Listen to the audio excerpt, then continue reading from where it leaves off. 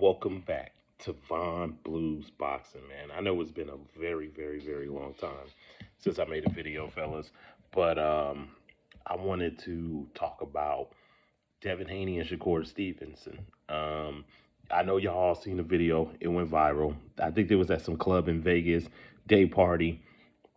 Shakur sends over bottle service to Devin Haney, and on the little billboard, the little sign it was holding, sign the contract. Now, do I think this fight is gonna happen? It I don't know. It varies because the thing is this: in order for this fight to happen, Shakur and Devin are gonna have to basically sign off to the contract because Devin Haney still does have options at 140 pounds. He could fight a guy like Arnold Barbosa, go up to 140, or he could stay at 135 and fight Shakur. Or, I was saying the Tio and Josh winner, but Tio says he's retiring, and we don't know how long Tio gonna be out, so that fight is not possible right now. Maybe the winner of Prograis and Zorilla. I probably said that man name last name wrong, but Prograis and his opponent winner, maybe Jack Catterall. Maybe he goes over there and sign a one fight deal and fight Jack Catterall at 140. We'll see. But Devin Haney has options still at top rank. He could fight a rematch with Loma. He could fight Shakur Stevens. He could fight a guy like Jermaine Ortiz. Maybe at 140, you know what I'm saying? So there's still some options for him. But I think Shakur Stevens and Devin Haney is the fight that we all want to see, basically. We want to see that fight. I think that's the best fight to make at 135 outside of Tank Davis, which Tank Davis ain't finna fight Shakur or Devin right now because of, him being with PBC, and just I don't see that fight happen. Neither one, Shakur or Devin. Like I don't see it happening for Tank right now. So, in my logic or the way I feel about the fight, make it happen. Make Shakur and Devin happen. Make it happen. It makes sense. It's a good fight. It could be on pay per view, and it'll prove.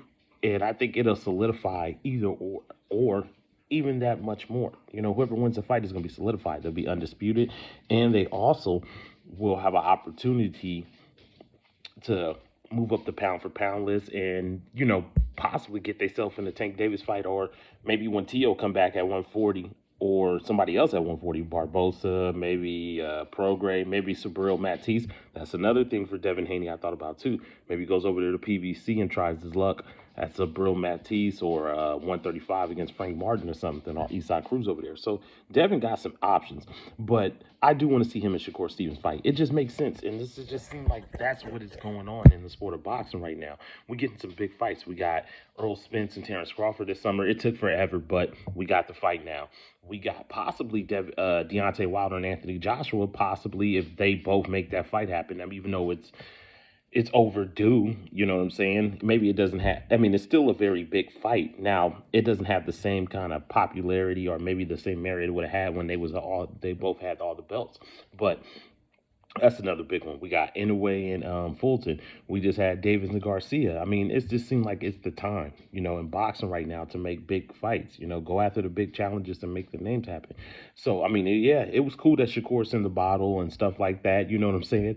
That helps sell the fight. They already got a lot of stuff to sell the fight. They already had the picture of Shakur looking at Devin. That's a meme already. And then this one, you might as well just make the fight happen. Devin, Shakur.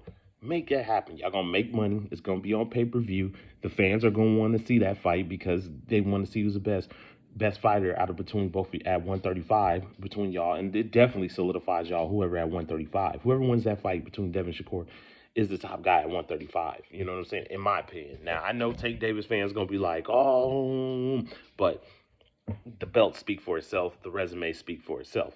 They fight each other and they fight for undisputed. They're the top guy. Even though to me Devin is number one because he got all the belts.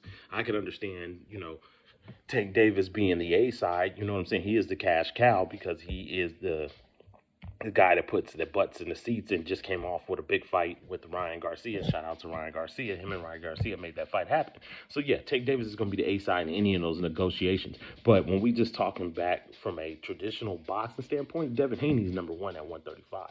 Now, people do think he lost to Loma. That's a fight I have no issue watching. If they do a rematch, I wouldn't have a problem with him, Devin, and Loma fighting rematch. I think it should happen. That's my opinion. I would really like to see that. But if we can get Shakur and Devin to have this fight, make it happen. Two young guys in their prime.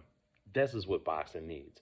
And that's pretty much all my thoughts on everything that's transpired. You know, the meme with Shakur looking at him, Devin in the bottle service, things of that nature. Make the fight happen. It's realistic. You can make it happen. Make it happen. But if it doesn't, then that's just how it is. But anyways, that's all I got.